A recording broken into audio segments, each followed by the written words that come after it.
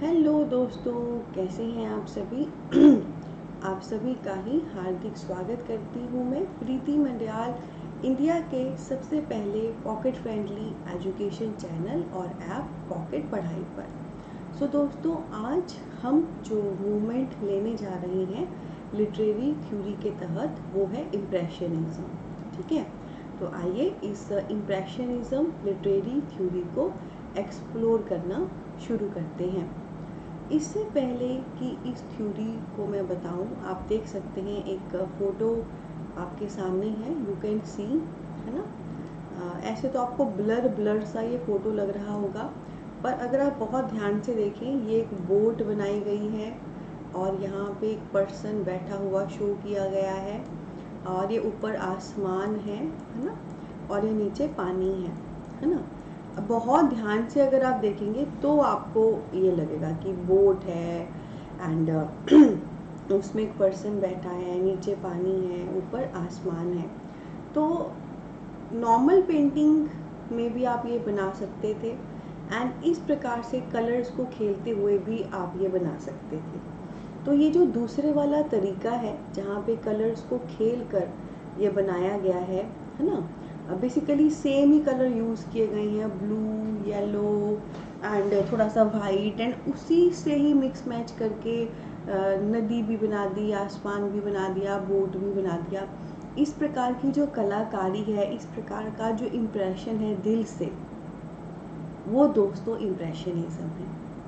ठीक है, सो इम्प्रेशनिज्म क्या होता है कि किसी चीज़ का हम पर इम्प्रेशन क्या पड़ रहा है, किसी चीज़ की हम पे छाप क्या पड़ रही है। और आपने देखा होगा, कोई भी इंसान जो है अपनी अच्छी से छाप छोड़ने के लिए एफर्ट करता है, अच्छे कपड़े पहनता है, अच्छे से बात करता है, अच्छी पढ़ाई लेता है। तो वैसे ही देखिए, इस पेंटिंग का इम्प्रेशन क्या है कि कुछ हटके कलर्स कॉम्बिनेशन यूज़ कर करके एक प्रोफेशनल के द्वारा ये बनाई गई है और इतनी खूबसूरती से ये हमें दिख रही है। तो ये तो था एक थोड़ा सा इंट्रो। मैं हमेशा कहती हूँ, जो भी टॉपिक आप नेम पढ़ते हैं उससे भी काफ़ी हद तक चीज़ें एक्सप्लोर हो जाती हैं। सो इम्प्रेशनिज्म से ही एक्सप्लोर हो गया इम्प्रेशन, छाप पढ़ना, और इस फोटो से आई होप आपको थोड़ा सा और क्लियर हुआ होगा दिल से दिल तक इम्प्रेशन कैसे पड़ता है। अब आइए इस मोमेंट से संबंधित जो चीज़ें हैं वो लेना शुरू करते हैं। तो सबसे पहले दोस्तों, ये जो इम्प्रेशनिज्म टर्म है, ये बेसिकली हमारे सामने क्लॉड मोनेट करके एक पर्सन थे, उनकी एक पेंटिंग थी जिसका नाम था इम्प्रेशन, जो 1874 में आई थी। ठीक है, तो क्लॉड मोनेट करके पर्सन है जिनकी पेंटिंग का क्या नाम है, इम्प्रेशन, जो 1874 में आई है। तो उसी पेंटिंग के नेम से ये टर्म आई थी इम्प्रेशनिज्म, है ना। जैसे एक्सप्रेशन से एक्सप्रेशनिज्म बनता है, थ्योरी से थ्योरिस्ट बनता है, वैसे ही इम्प्रेशन करके एक पेंटिंग आई थी क्लॉड मोनेट की 1874 में। तो उस पेंटिंग से ही ये टर्म बनी इम्प्रेशनिज्म। अब देखिए, ये जो टर्म है इम्प्रेशनिज्म, ये हम किन किन को अप्लाई कर सकते हैं, किन किन के लिए ये समर्पित कर सकते हैं। तो एक आप दोस्तों ये अप्लाई कर सकते हो सिंबोलिस्ट को, एक इमेजिस्ट को, और एक आप अप्लाई कर सकते हो जो भी आपके स्ट्रीम ऑफ कॉन्शियसनेस के राइटर हैं। अब बारी बारी से ये तीनों मैं आपको बताऊंगी तो आपको और क्लियर हो जाएगा। सबसे पहले हम बात करते हैं सिंबोलिस्ट की। ठीक है, सिंबोलिस्ट ऐसा कोई भी पर्सन, ऐसा कोई भी राइटर जो डायरेक्ट अपनी बात नहीं कर रहा है बल्कि कोई सिंबल का यूज़ करके अपनी बात कर रहा है, तो वो हमारे सिंबोलिस्ट हो जाते हैं। ठीक है, तो ये क्या होता है, जैसे आप नॉर्मल कोई बात कहोगे ना तो उसका एक अलग प्रभाव पड़ता है, पर अगर आप अपनी बात को किसी सिंबल के माध्यम से कह रहे हो तो वो एक अलग प्रभाव पड़ता है। ठीक है, जैसे मैं नॉर्मल भी आपके सामने सादे कपड़ों में भी आती हूँ पढ़ाने के लिए, पर जब से मैंने ये पॉकेट पढ़ाई वाली जो ऊपर लोगो आपको दिख रहा है वही टी शर्ट बना ली है, तो आपके ऊपर एक अच्छा प्रभाव पड़ता होगा, एक प्रोफेशनल प्रभाव पड़ता होगा कि नहीं, जो पढ़ा रहा है वो कोई ऐसा नहीं है, प्रॉपर प्रोफेशनल है ना। तो नॉर्मल कपड़ों में और इसमें एक फ़र्क था। ठीक है, फॉर्मल भी लगते हैं लोगों की वजह से, एक प्रोफेशनलिज्म भी आता है। वैसे ही अगर मैं नॉर्मल किसी को कहूँ तुम बहुत खूबसूरत हो, पर उसकी जगह मैं कहूँ तुम हो या गुलाब की पंखुड़ियाँ, तो ये जो दूसरा वाला सेंटेंस था, तुम हो या गुलाब की पंखुड़ियाँ, तो ये और ज़्यादा सुंदर लगता है ना। नॉर्मल किसी को सुंदर कहा, दैट्स अ नॉर्मल स्टेटमेंट, पर मैंने गुलाब की पंखुड़ियों को एज अ सिंबल यूज़ किया, एज अ कंपैरिजन यूज़ किया, तो वो स्टेटमेंट हाई फाई हो गई, आपका प्रभाव जो है अलग लेवल पर पड़ा। ठीक है। सो सिंबलिस्ट क्या होता है, ऐसे कोई भी राइटर जो अपनी बात कहती बार सिंबल का यूज़ करते हैं वो आपके सिंबलिस्ट होते हैं। ये राइटर भी हो सकते हैं, ये पेंटर भी हो सकते हैं, स्कल्पचर मूर्तिकार भी हो सकते हैं, जो डायरेक्ट नहीं कह रहे पर कुछ चीज़ें यूज़ कर रहे हैं स्पेसिफिक, ताकि उनका काम निखर के आए, तो वो दोस्तों इम्प्रेशनिज्म के तहत आते हैं। और ऐसे भी कोई सीधी बात कहेगा, पर अगर कोई सिंबल का यूज़ करके बात करेगा, इम्प्रेशन छाप तो तगड़ी पड़नी ही है। उसके बाद नेक्स्ट हमारे सामने है इमेजिस्ट। ठीक है। इमेजिस्ट कौन हुए आपके, जिनकी इमेजिनेशन बहुत वैरायटी वाली है। जैसे दोस्तों किसी भी आर्टिस्टिक पर्सन में ना इमेजिनेशन होनी बहुत ज़रूरी है, ये तो आप मानोगे, पर इमेजिनेशन भी एक अलग लेवल की होनी बड़ी ज़रूरी है, तो वही उनको खास बनाते हैं, औरों से अलग बनाते हैं, उनके काम को पहचान देते हैं दूर तक। तो जो भी इमेजिस्ट होते हैं, जो भी इमेजिनेशन हम करते हैं, चाहे कोई राइटर अपना नॉवल लिखते बार इमेजिन कर रहा है, चाहे कोई स्कल्पचरिस्ट है उसने मूर्ति बनानी है उस समय वो इमेजिन कर रहा है, तो वो जो डायनामिसिटी उसके काम पे लाएगा, जो एक वैरायटी उसके काम पे लाएगा, जो एक अलग लेवल उसके काम को लाएगा, वो जो इमेजिनेशन है जो इमेजिस्ट में आता है, वो भी दोस्तों हमारा इम्प्रेशनिज्म में आता है ना।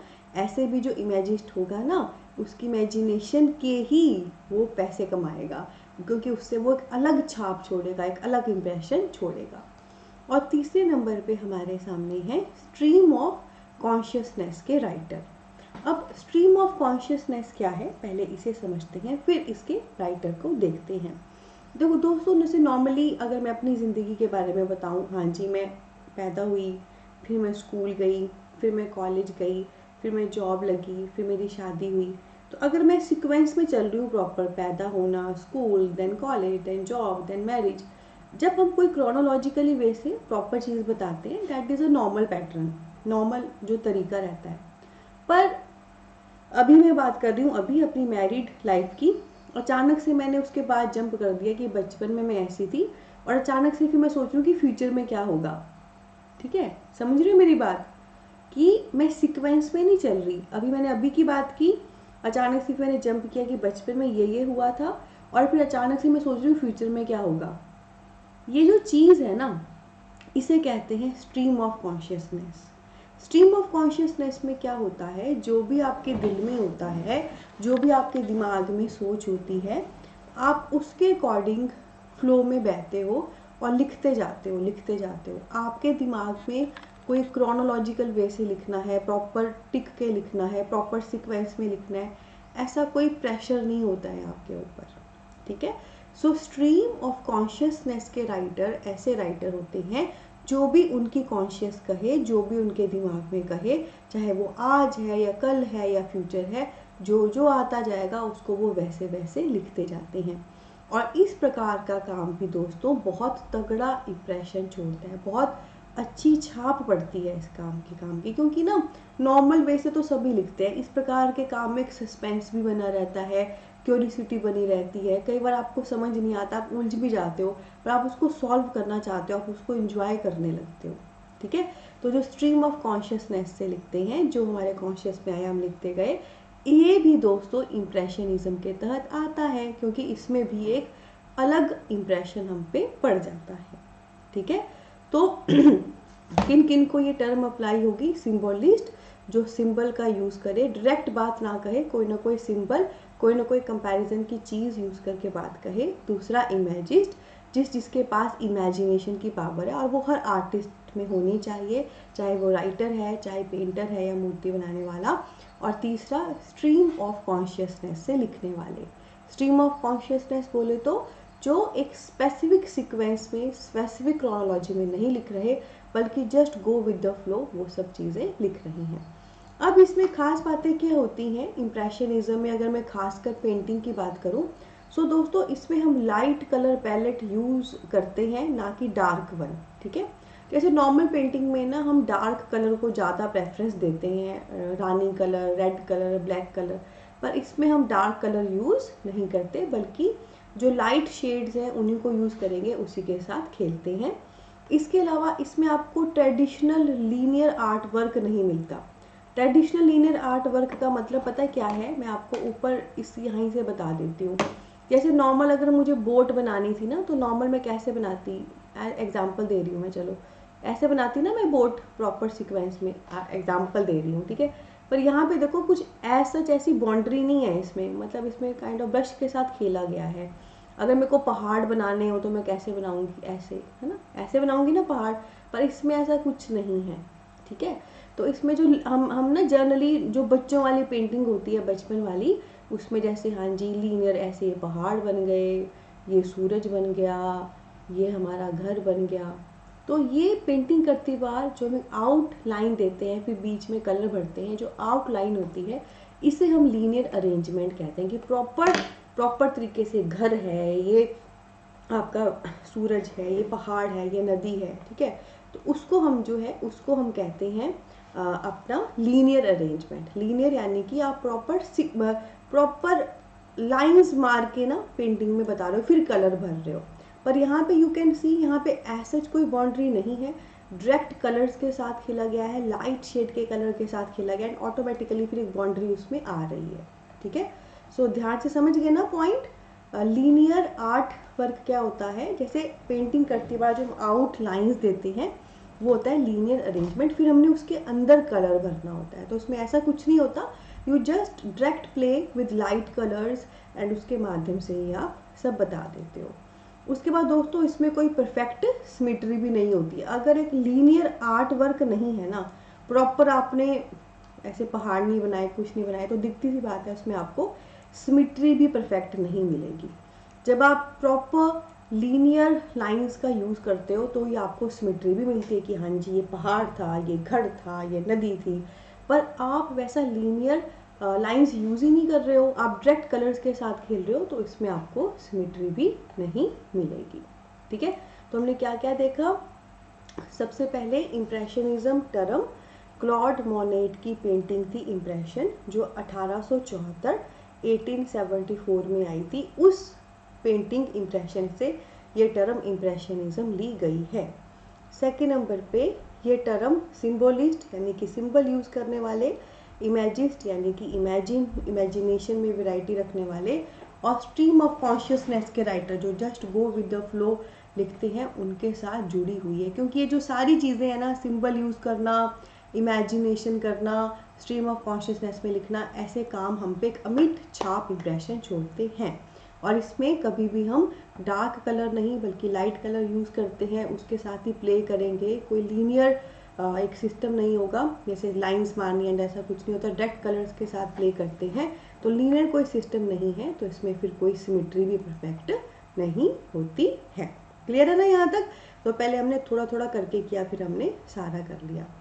इसके बाद दोस्तों नेक्स्ट मैं आपको इसमें बताना चाहती हूँ कि एक पर्सन है हमारे सामने, गुस्टेव कॉर्बेट करके, ध्यान से देखिए, गुस्टेव कॉर्बेट करके।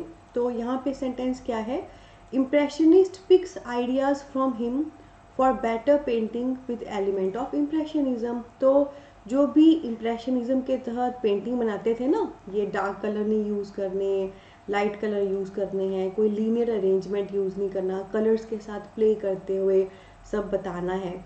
तो इसी मोमेंट में जो भी पेंटर्स आए, जिन्होंने भी पेंटिंग्स बनाई, वो इस पर्सन गुस्टेव कॉर्बेट से बहुत इंस्पायर थे।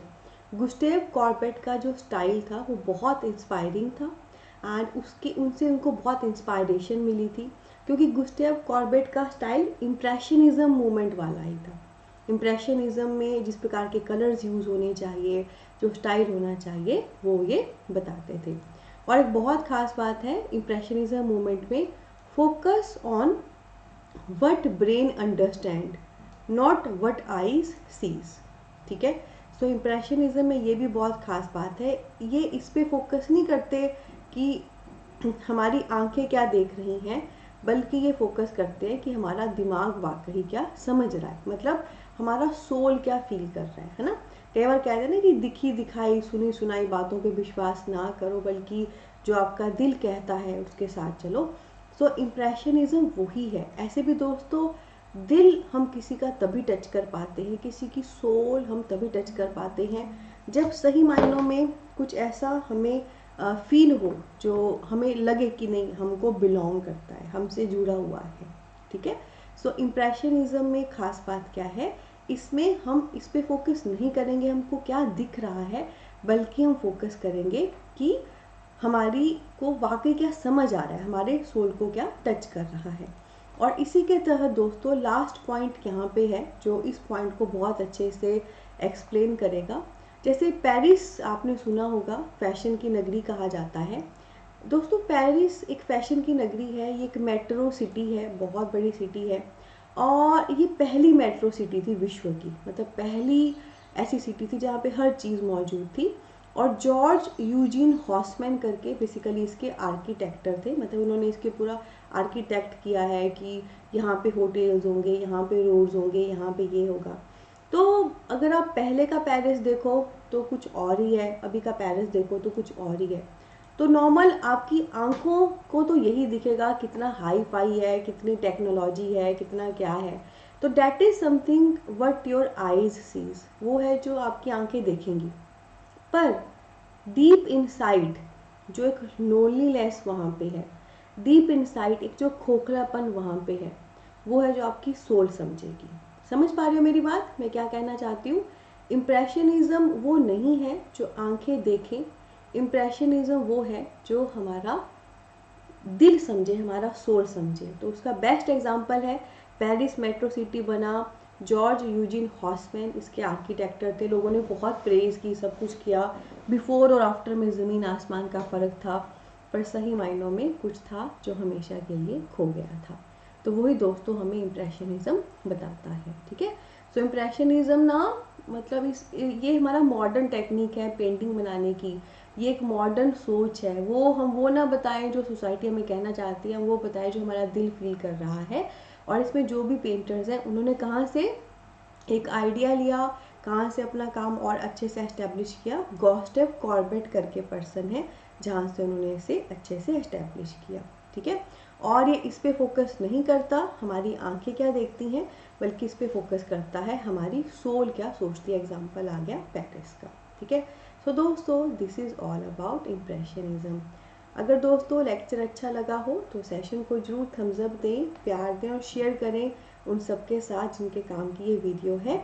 और अगर आप ऐसे ही अच्छे से प्यार से पढ़ना चाहते हैं, आने वाले इंग्लिश एनटीए की तैयारी करना चाहते हैं, तो आज ही इंडिया का सबसे पहला pocket friendly education app pocket पढ़ाई डाउनलोड करिए। लिंक वीडियो के डिस्क्रिप्शन में दिया गया है, जहाँ पर आने वाले इंग्लिश एनटीए के लिए कंप्लीट कोर्स मौजूद है। ठीक है। और हाँ, बहुत खूबसूरत प्यार है हमारा फेसबुक, इंस्टा और टेलीग्राम पे, वहाँ पर भी आप हमें फॉलो कर सकते हैं। सभी जानकारियाँ आपको वहाँ पे मिलती रहेगी। दोस्तों ये जो कोर्स है हमारा इंग्लिश एनटीए का आने वाले एग्ज़ाम के लिए, इसका रेट है सिर्फ 2499। हाँ जी, सिर्फ 2499 है। बहुत ही पॉकेट फ्रेंडली इकोनॉमिक कोर्स है और 1 ईयर की इसकी वैलिडिटी है। और इसमें आपको complete study material, complete video lecture अच्छे से एंड सारा mock test, test series, practice paper, PYQ सब मिलेंगे, यानी कि आम के आम गुठलियों के दाम। तो इसी नोट पे लेती हूँ मैं अलविदा। बहुत सारा प्यार, बहुत सारी ब्लेसिंग। Take care. और आपको पता है पॉकेट पढ़ाई का नारा क्या है? #डेमोक्रेटाइजिंग एजुकेशन इन इंडिया। हमें पहुंचानी है पढ़ाई घर घर, हर घर, और सबके सपने साकार करने हैं ताकि सभी एक अच्छी ज़िंदगी जी सकें। Take care.